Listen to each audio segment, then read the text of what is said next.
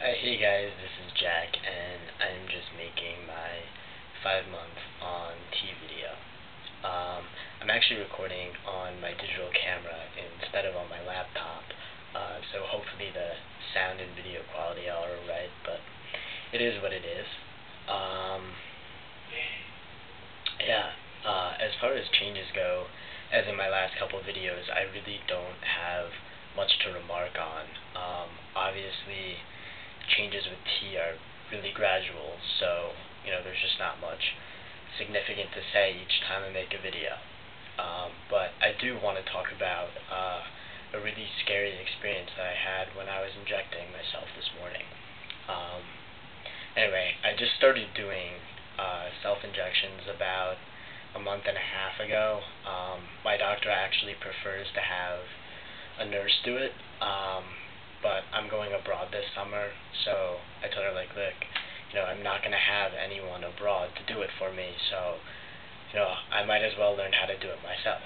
And so she taught me how to do it, and I guess I've done, the last 4 injections or so myself. Anyway, so I was doing it this morning, and as I'm aspirating, I don't see any blood in the syringe, and so I assume I'm okay to go ahead with it. But then as I'm pulling out, after I've injected it, I notice blood starting to dribble out, and then it really starts coming down my leg. I mean, not gushing, but, it was streaming down my thigh, and, I'm needle phobic anyway, so when I saw that, I really started panicking, and, I was lightheaded, and then I had some really weird side effects. My hearing went. It was like I was on a plane, and there was a ton of pressure building up in my ears. It was just all clouded, and my vision went kind of fuzzy, and I go walk into the other room to let my brother know I'm having a problem, and I just couldn't stand. I had to lie flat down on the couch, face down. Couldn't even lie on my back. I just felt too sick. And so I was lying face down there for a couple minutes, and he didn't think it was too serious, so he left the room, and then, a couple minutes later I get up, and God, it was even worse. My vision was really going at that point. Anything that was white just was looking at a high contrast picture. I would look at the tree line, and everything was washed out. All the leaves, the edges of the leaves were just all washed out. The sky was completely bright white. I looked at the computer screen and couldn't see anything. It was just completely white.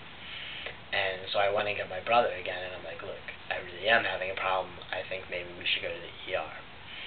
And, I'm so uncoordinated, I can't even get my shoes, so I hobble barefoot out to the car, and I'm just sitting there like a complete wreck, completely panicked, and we start driving to the hospital, and about halfway there I actually started feeling fine.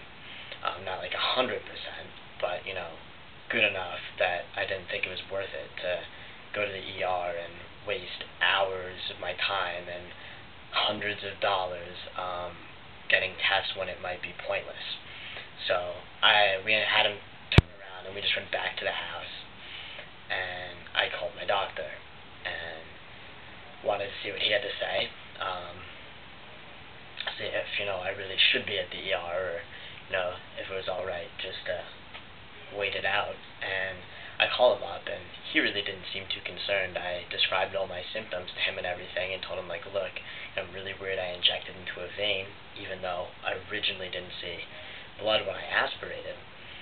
And, yeah, he just wasn't too concerned. He said it sounded mostly like I had a panic attack.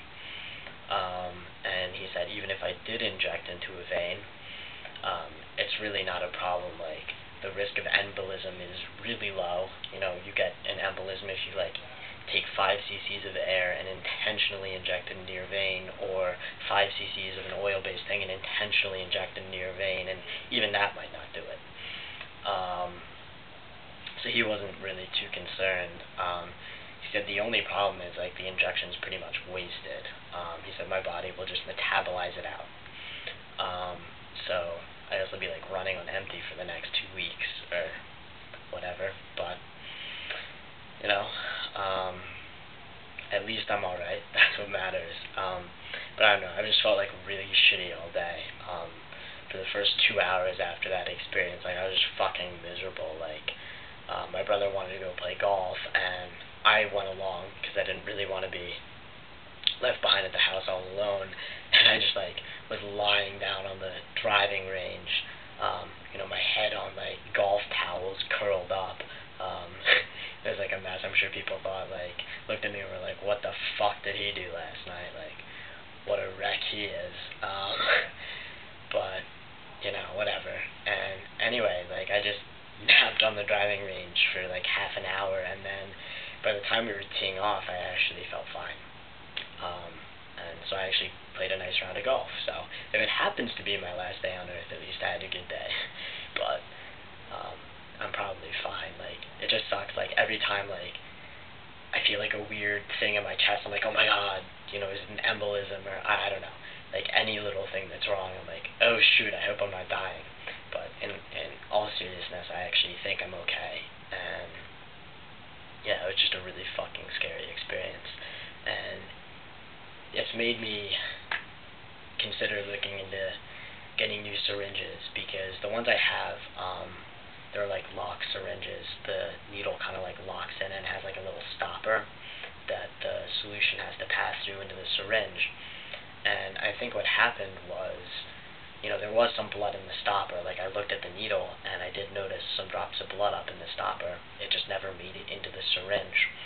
And so I think I need something that when I aspirate will actually get the blood in the syringe so I can see it.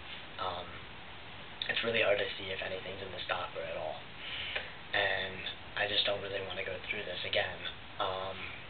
So, yeah. Could have been a lot worse, I'm sure. But that's pretty much it. Yeah. So this is me 5 months on T.